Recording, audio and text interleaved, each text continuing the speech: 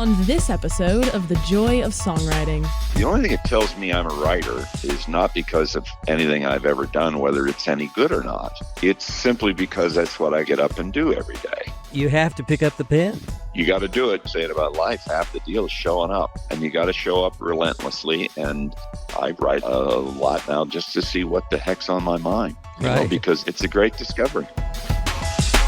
Welcome again to The Joy of Songwriting, coming to you from Music City, Nashville, Tennessee, a part of Songwriting University, where we're helping songwriters everywhere get the music inside of them out.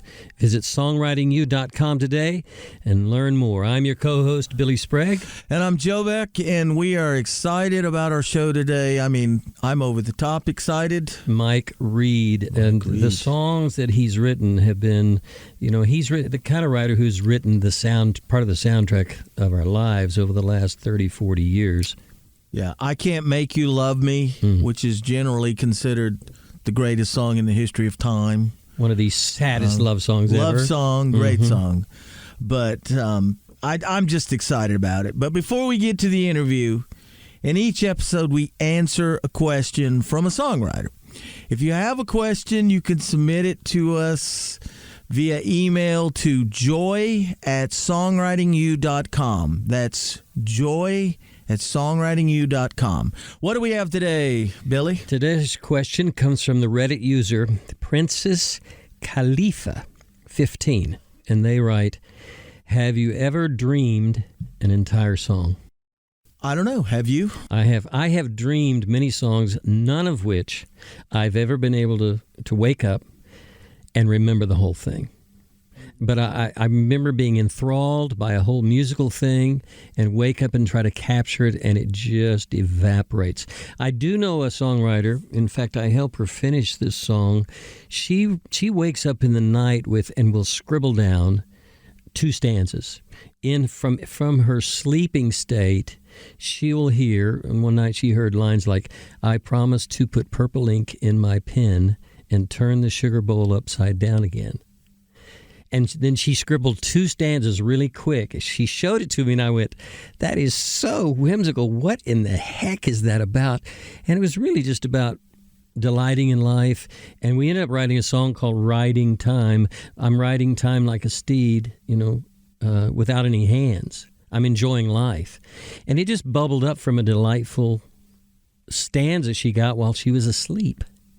I do know, there's famous stories. Right. So I know that dreaming like that does happen. Paul McCartney dreamed yesterday and even started asking people, "Yeah, did I write this or did I hear it?" Right. And it was scrambled eggs or whatever he called it. What I do is the opposite. When I'm working on projects, it's very peaceful to me. Whenever I'm a night owl, so I go to bed at 12:30 or 1. If I'm working on a song with Billy or some artist, I just lay there because I don't sleep well, and I just work on the song in my head. I write the words, and all of a sudden you realize you're not awake. You go to sleep working on a song. Yeah, you go to sleep. Yeah. And your brain, you can see, use your imagination, expand it, because you can see the piano in front of you, so you can play music without having the instrument there, because you hear it and you can play it. I know you're going, dude, whatever you're smoking, you need to back off by 19%. No, but I use it the opposite way. But I do know stories of people who dream songs, dream lyrics and write. But I would encourage you, if you're doing that, Princess, whatever her Princess name. Khalifa. Princess Khalifa. If you are doing that, the only bit of wisdom I would give you is write it down or record it on your iPhone app or whatever so that you don't lose it. I wish songs came that fully packaged, delivered in my head while I'm sleeping, and I could write them down when I get up. But mostly they drift in partially, and then you have to do the hard work to complete them. Good question. Now, remember, if you have a question for us, we'd love to answer. You can submit it to us via email at joy@songwritingu.com. Stay tuned to the end of the episode. Billy and I will be giving you a songwriting exercise that you can challenge yourself with this week. Now, before we get into our interview, we want to discuss our masterclass because we have Doug Branson here. Doug, welcome to the show. Thank you. Yeah, Doug, you were instrumental in shaping the masterclass with Mike Reid. How did that go down? Oh, it was a fantastic experience getting to sit down with Mike Reid in his studio and obviously I'm thinking about it from the perspective of producing a great series that can help educate other songwriters. But I found myself, while listening to Mike Reid and then editing this masterclass video series, I found myself as a creator absorbing some of the wisdom that Mike displays in this. And you're going to hear some of that in this interview coming up, too. He shares just a taste of what you'll get if you sign up for this masterclass series. Well, that must be especially rewarding. You're close to the topic. I mean, Mike is your father-in-law. That's true. So I had some skin in the game. You have some skin in the game, but really to be fed your creative spark and your skill to be fed by him, and I was too. I'm a real student of songwriting and songwriters, and I couldn't stop watching the videos. Yeah, no, I think he has a way of putting things that really impact you. Again, whether you're a songwriter, whether you're if you create something, he has just so much wisdom, not only from himself, but he studies so many people who create all kinds of art. Right. And it's just a fantastic series. And this interview coming up is amazing as well. Right, because Mike is he's in our masterclass series that's available through subscription at songwritingu.com. Yeah, and I would encourage you to take advantage of that. It's very inexpensive, $9 a month. Yeah, you can say you get 2 months free by subscribing for a year. But if you're serious about trying to be a better songwriter, or you're fascinated with songwriting, I'm going to tell you right now that is a great tool. Like, I'm part owner of the company, but when I watched the first video that we did with Mike Reid, I forgot that, oh, wait a minute, I own this, so I can badmouth it. But I was enthralled with it. It's just the look of it, the what Mike says. It's very educational, that gives you little tiny tidbits that can enhance and help your writing, help your songwriting go farther. Absolutely. Yeah, it's going to make you think, but there are also concrete examples of hit songs that he's written and how those were developed and then constructed. It is really fantastic. Right. It's a great interview. Then let's talk to Mike. Let's do it.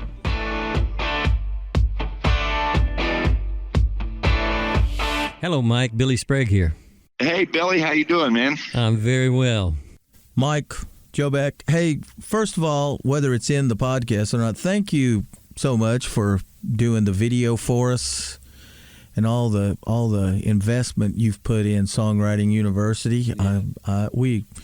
Your video's killer. It is. The inspiration quotient and the practicality, too, just killer. And the video quality is pretty good. Yeah, the production on it sucked. Where did that other voice come from? I'll let you guys arm wrestle over this. I just really appreciate, those are very nice things to hear. I'm a big fan. I don't know. I can remember growing up in Florence, Alabama, and in the summer of my freshman year, sitting in the parking lot at my job I worked at, Sound on Wheels or whatever it was. There's a stranger in my house. Oh, boy, yeah. But, people like us, I knew who the writer was, who, Steve Lukather played guitar on it. So people like us are very obsessive, which is a scary health issue we'll talk about in another episode. But I was the same, growing up, boy. I had buddy Danny Morgan. He's down in Florida. He lives, but he in Cincinnati when I lived there, and we would go buy records and pore over the credits. We knew who produced what, who played on what drummer was on that track, what guitar player was on that track. We were like you were. We were just obsessed with knowing who did what, and of course, primarily who the songwriter was. Exactly. And that's how you discovered people like J.D. Souther on the Ronstadt records, Glenn Campbell's records and Andrew Gold. Andrew Well, Gold. Andrew Gold Brilliant. was even though, like most people my age, the Beatles and the obvious, but the person I most related to, and I used to be email friends with him for a while before he passed, was Andrew Gold. That was a real. That he died. He didn't. Is this Billy? Yeah. No, this is Joe. This is Joe. I think he had what did he have? A heart attack or something like that? Yeah. I think sad. his health got the best of him. But man, what an amazing, and names like that wouldn't come immediately to the fore anymore. But man, what a brilliant, absolutely brilliant. But the Carla Bonoffs and that crowd, that the average person, nor should they know who they are. One of the beauties of being a songwriter and making a living is I don't have to put up with the crap of how am I looking as I go pick up bread at Kroger's. I can you just how are you going to get paid? Well, I'm going to put on a bathrobe and go down to the mailbox. So I don't have to exactly to deal with the crowds. Every now and then I miss the paparazzi. well, I never had that. I never had that problem. Well, another song, and I'm just being penis envy boy here, but I love the song "Prisoner of the Highway" and "Old Folks." Oh wow! Now nice you to mention that. No, I've loved those two songs long before I ever was making a living.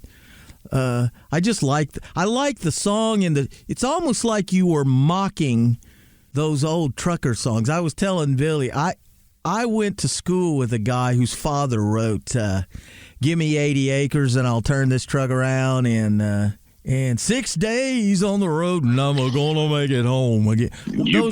Those were trucker songs, but it's almost like the writer, which is you, went, "Hey, what would happen if we did kind of a Toto version of this?" Well, that was a lot of some of that was with Ronnie. He had the success with "Stranger in My House," and he was, and I had not planned on the grooves are entirely different. I came by that idea, I got to tell you, entirely honestly, when I was, I think I started this summer of my 16th year in high school. I worked for, back in Altoona, Pennsylvania, my hometown, for a company called Lafferty Trucking Company. And we would deliver to, you work through the night, you'd leave out around 11 at night, 12. And there used to be, I don't know if you guys know the AMPs, or they used to be called Atlantic and Pacific Tea Company. There were supermarkets, and we would unload all their produce through the night, and then they would open up in the mornings, And so I was the helper on these runs of these full tractor and trailer full of produce. And when I got up around 17 or 18, I worked there for all summers through college as well. The drivers would say, "Well, you want to drive this thing home?" Because you would go out and then you would empty the trailer and then you would come home and it was a straight shot home. So they taught me how to drive those things. Wow. And I'll tell you what, remains to this day, and it always will. I'm too old now, but a fantasy of mine to be a long haul trucker, because I loved sitting up in those things. And these were full Whites and Peterbilts. They had a fleet of them, and you'd go down the highway, man, feeling like a king. So that really, and then years and years later, in my late 30s, I suppose, when I wrote "Prisoner," or early 40s. So that really was what that was a reflection of those memories when I was young. I loved driving those things home. I couldn't back them up or park them, but I could keep them in a straight line down the highway. Yeah. But it all went in your grist mill for future songs. I told Billy this morning, we were in my office, and I was just prepping him more information, more detail about stuff you've done. But, when I was probably in my 20, I don't know, age is very good. There was a song on Ronnie Millsap record, or your record, called Old Folks, which I still love till this day. And I was playing it for Billy, but I went, what's funny is when I first heard this song, I was like, God, I love Old Folks now. Thank you, artists. But now I'm hearing it going, holy crap, I'm an old folk. He's singing about me now. Yeah, well, we didn't see that coming. I always say, I had a life going on. I blinked 3 times, went to sleep, got up with 2 kids. They were then off to college, and suddenly I'm sitting on the edge of the bed every morning saying, how bad is this going to be when I stand up? You all would, how much is this going to hurt? Well, thank you. You don't see, we didn't see it. Oh, I don't know how old I'm a lot older than you two, I think. My guess is. No, not by much. We're in our 60s, so not by much. You're not much. Yeah, well, maybe not too much, but I probably maybe about a decade or so. But yeah. And yet, isn't it interesting? The only moment that really matters is the one we're in here right now. Oh, but still,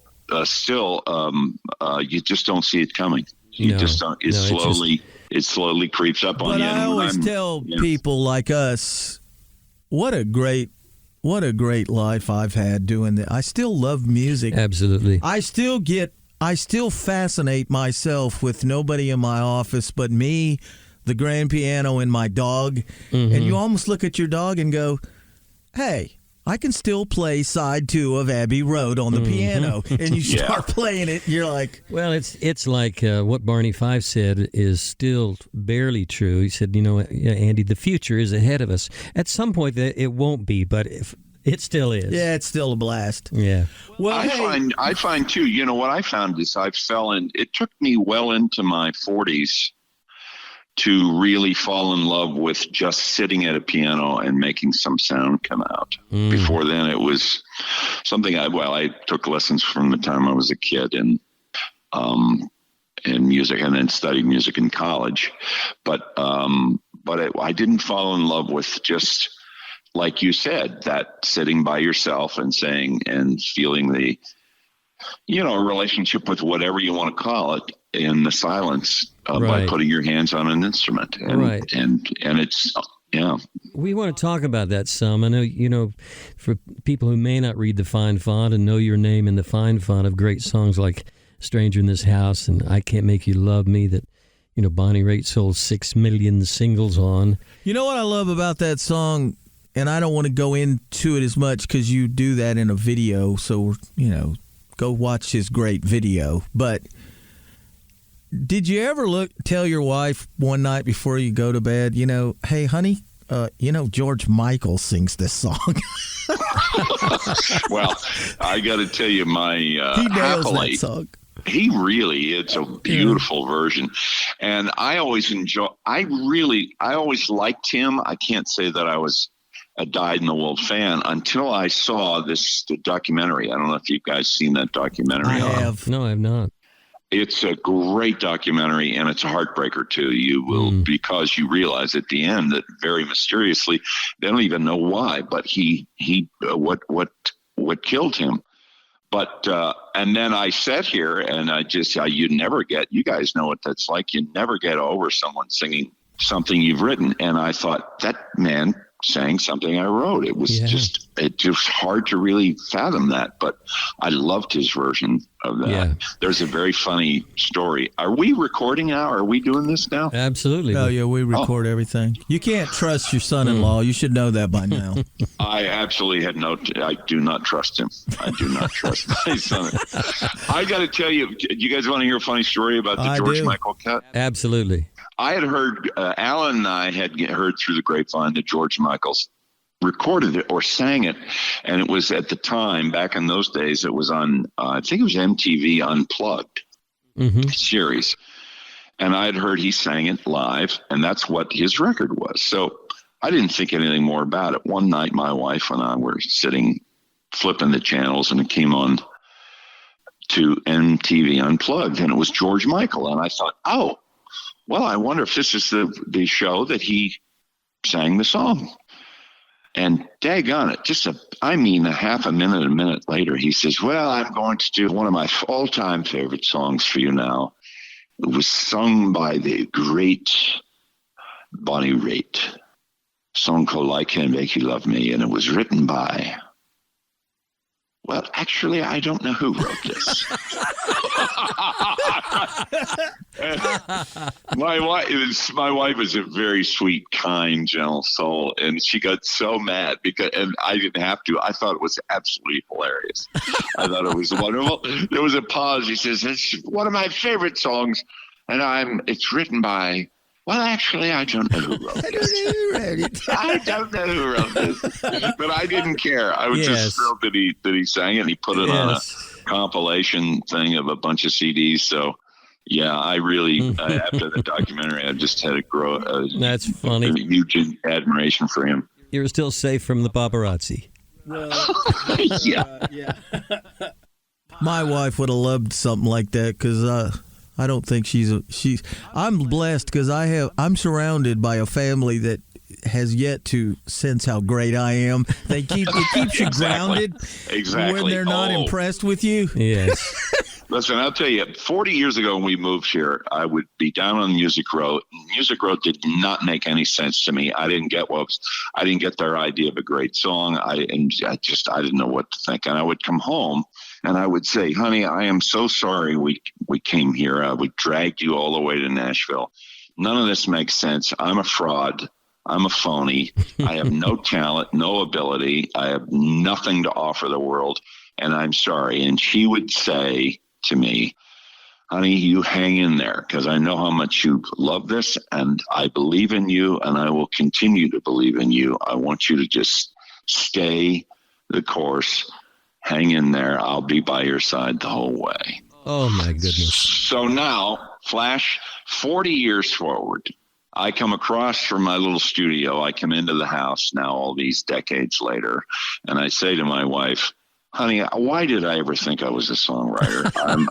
I'm a phony. I'm a fraud. I have no talent. I have no ideas. What made me think I could do this? And she'll look at me and say, I'm sorry, did you say something?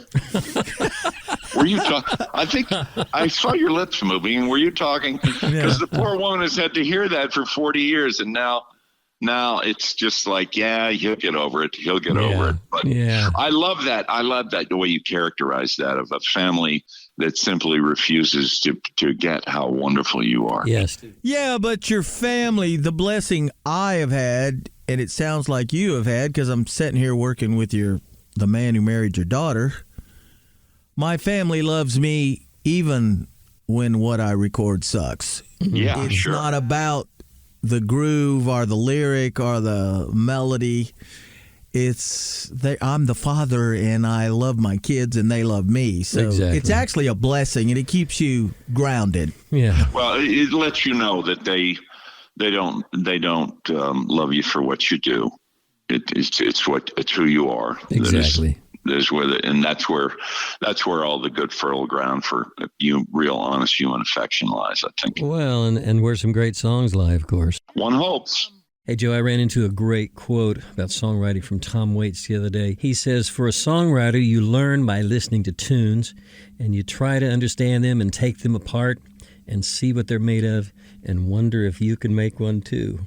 I know when I started writing, there wasn't anything around like Mel Bay guitar books that I began to learn from. I began to listen early on to James Taylor, and my mom had an old Zenith stereo that would take the speed of the record down from 33 to 16. So James Taylor would be singing an octave lower and playing much slower, and I could figure out what the heck the moves he was making, not in real time, but in slow time.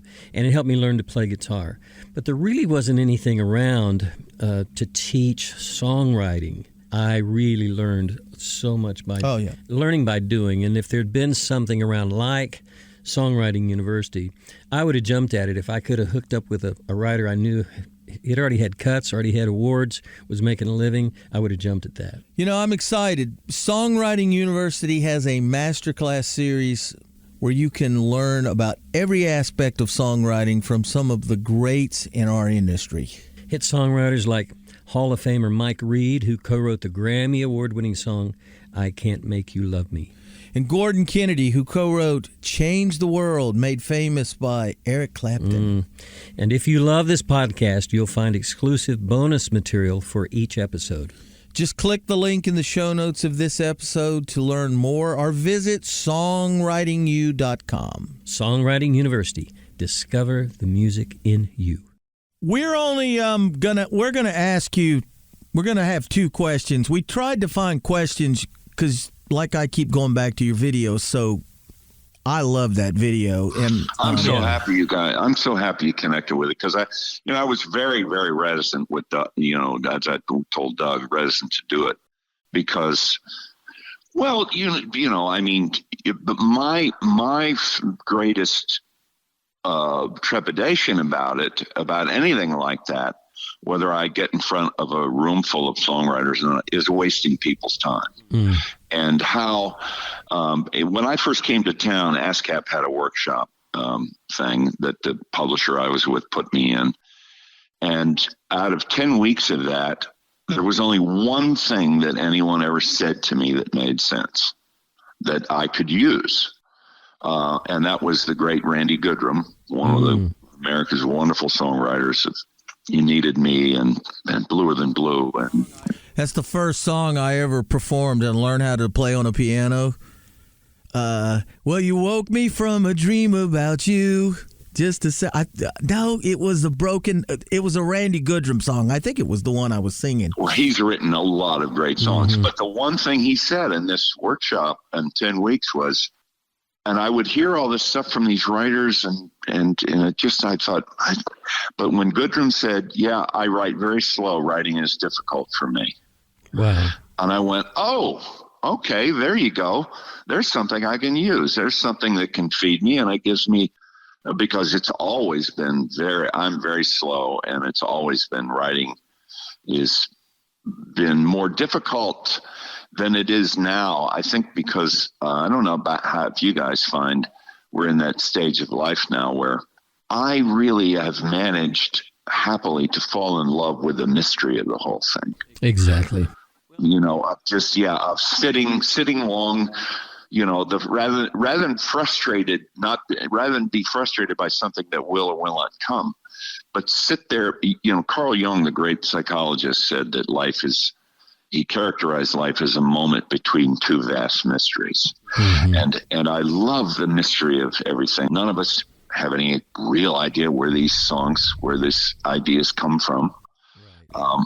And now I'm old enough to really, really love sitting quietly with a mystery, however long that takes. Well, you've just answered, and you talk about that so profoundly in your videos on our subscription site at Songwriting University. But you've just answered the second question we wanted to ask you, was that you've been writing songs for a long time. What keeps the wonder and hunger in the writing for you?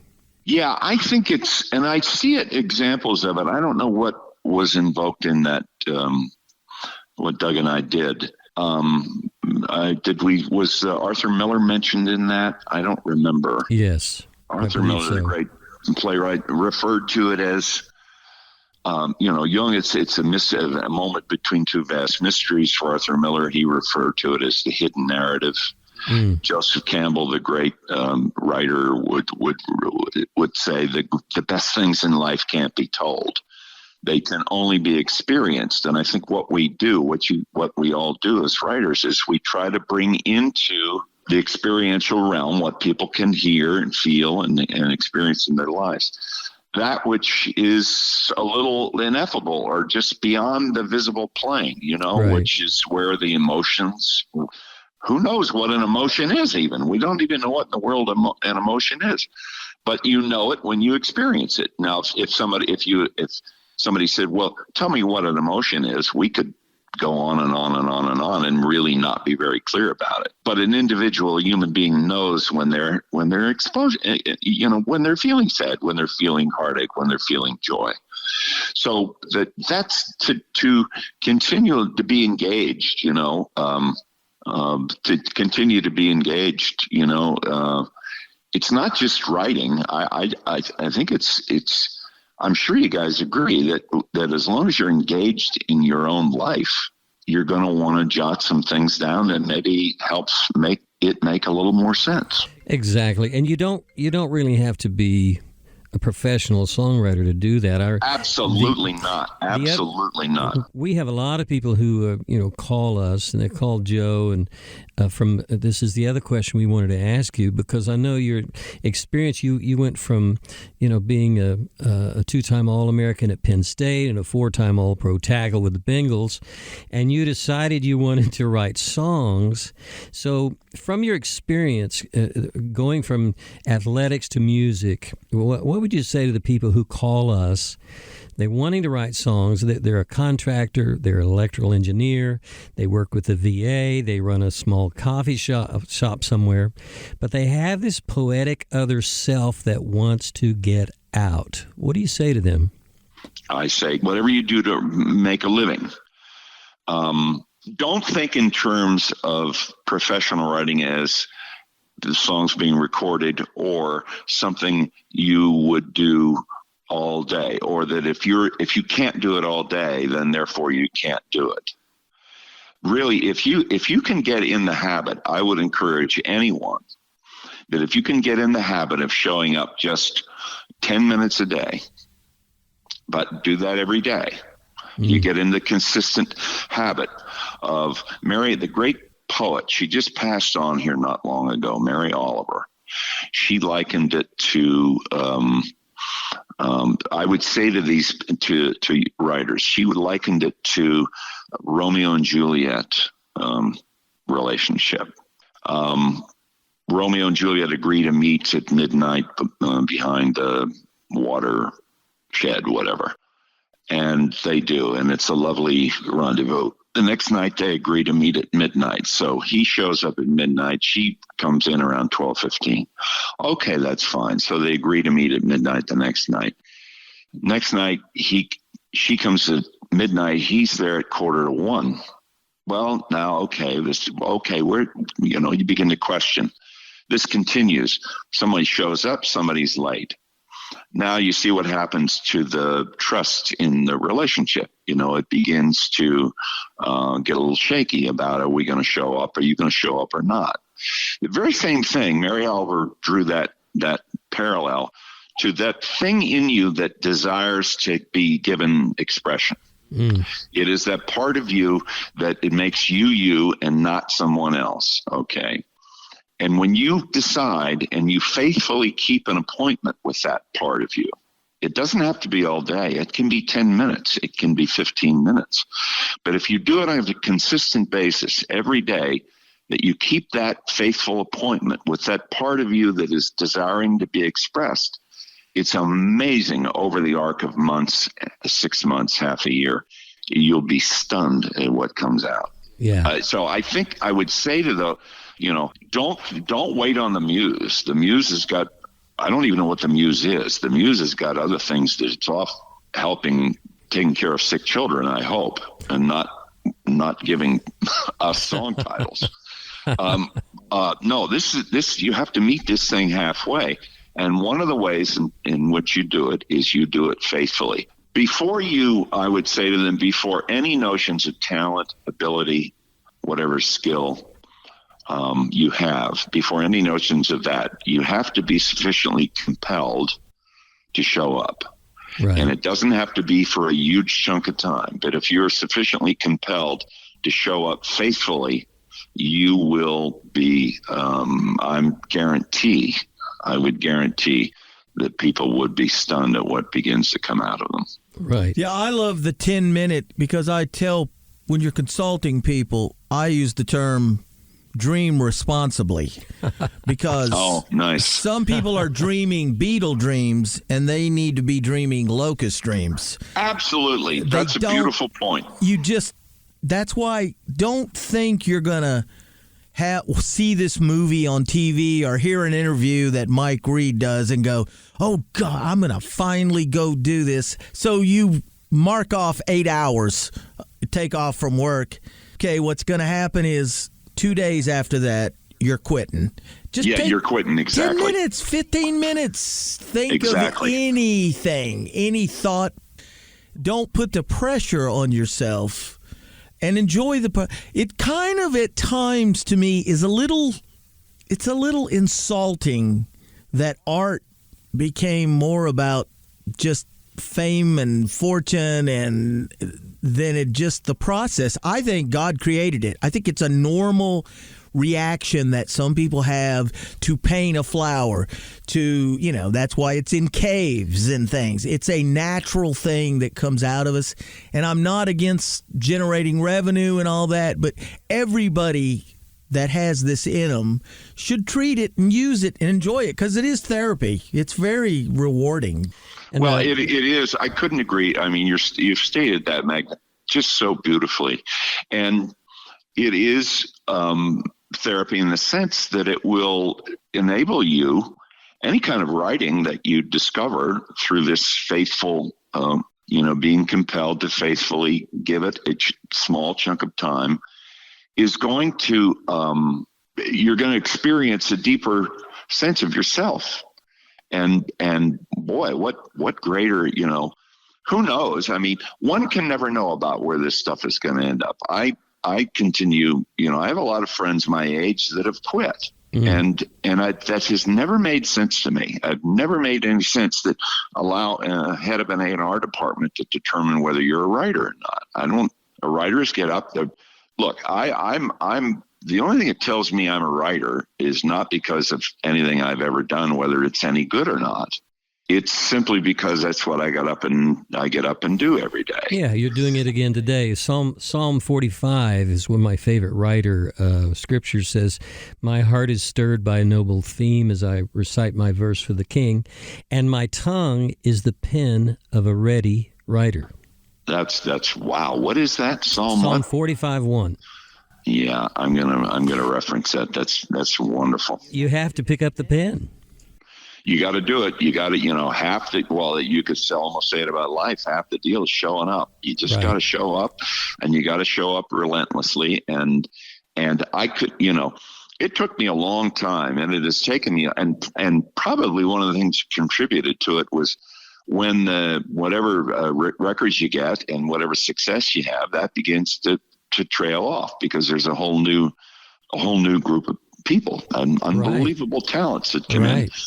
But man, I mean, all of those things you're talking about were I learned whenever no one was returning calls, when no one was getting back, when it's just you and nature or God or whatever your reference to that is. You're alone in that room. And I often tell people now, I write a lot now just to see what the heck's on my mind, because it's a wonderful, it's a great discovery. Well, that's when I told Billy this morning. It's weird that we're even talking about it. That's 5 years ago, or whenever I realized it was over as far as being a golden boy. That's when I knew I was a full-blown addict, that I didn't need somebody to call me and tell me how great I am, or I want to cut your song, or this. I knew it doesn't matter. I'm going to be doing this. I'll be the guy who's got 4 hours to live going, hey, hold it. Just a little more morphine. I think I figured this out. Isn't that great? Call Isn't Billy. that great? I've got one more I've got one more idea. Man. Yeah. You realize it's not, and it's not to promote some hippie culture of, go off to Walden's Woods and escape society.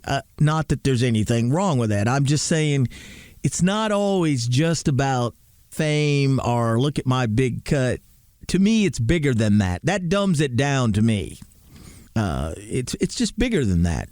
Well, here's what we can't know. I always use this as an example. I think of John Newton on that ship having a revelation. Mm-hmm. Now, whether he wrote these words on that ship, it's a romantic to think he did, more than likely after he got off. And he realized what he was doing. He realized to his horror what he was doing. He was the captain of a slave ship, transferring slave ship. Yeah. And he finally puts the words down, and he had the epiphany of what he was doing in this, to his horror. And he wrote down, "Amazing grace, how sweet the sound that saved a wretch like me." I once was lost, but now I'm found, was blind, but now I see. Now, you cannot tell me that John Newton wrote those words and said, in 260, 70 years, the whole world's going to know this song. Right. No, of course not. So I always use that as an example because you can never, one way you will be guaranteed that no one hears it is if you don't do it. But if you bring it into the world, one just has no idea where this stuff will end up. When Alan Shamlin and I wrote I Can't Make You Love Me, when we finished that, we talk about that day. We don't even really believe this song is ours anymore, but we remember the day. And I remember as far as, no, there was nobody. I had 3 people in mind. Linda Ronstadt was still singing, making records. I knew Bette Midler a little bit, and Bonnie, and that was it. Those were the 3 pitches. I said, if they don't are not interested, I don't know. We'll just see what happens. But it wasn't. I don't even think we thought. I've never written anything I thought was good. That I made that determination. I've just come to the place where I say, okay, that comes as close as I can get to what I mean. And usually I find that if you give enough thought to exactly what it is, if you have a sense of what you mean, that's what you're trying to, again, the Arthur Miller, the hidden narrative. If you're getting as close to that as you can, that's the most you can hope for. And then maybe someone else will think it's useful or might even think it's good. Thank you again to Mike Reid. If you'd like to hear more from Mike, you can at songwritinguniversity.com. He is one of our masterclass series instructors, and I can promise you will be blown away by his series. Yeah, and just from the interview, the combination of inspiration and the practical aspects of being a working songwriter and being a continued learner. He's been doing this 40 years, and he's continuing to learn and question, and he still has a hunger and a wonder about the mystery of that creative process, and he's not going to stop writing till as long as there's breath in him. Sounds like he's going to be writing. But take advantage of it, listening to him, because this is what we try to offer at Songwriting University, is access to extremely successful people who have lived songwriting. Right. And they're giving you access to their brains and how their thoughts cross and what they do, little tiny things. So before we go, our songwriting exercise for the week, Billy, is... practice rewriting a song you already know. If you don't have to worry about the melody, just be playful and rewrite a simple, just to a chorus, not a whole song, just to exercise your imagination and verbicaciousness, one might say. I like that. Here's an illustration. It happened to me last week. I heard 2 kids, one kid wanting another kid to come out and play. Can so-and-so come out and play?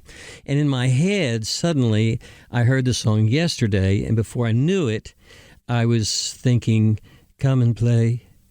Meet me on the playground right away. If I ask you nicely, s'il vous plaît, oh, I hope you can come and play. And it was just a simple little ditty. It's an exercise. It's an exercise. Find one, rewrite Happy Birthday, rewrite anything you want, a simple melody, and put a new lyric to it, and it will just, it will grease the creative wheels in your head. Yeah, always remember, it's like all the great guitar players I know in Nashville. Believe it or not, they still practice. What do you mean? They practice scales. They practice. You have to practice. Right. And this will be a great exercise to keep your wheels turning. Yeah, just to get the verbiage flowing. Cool. And practice your rhyming. Well, thanks for joining us again on The Joy of Songwriting. Please subscribe, rate, and review the show, and tell another songwriter about the joy of songwriting. Thank you for listening. We'll see you next week. Now go write a song. Amen.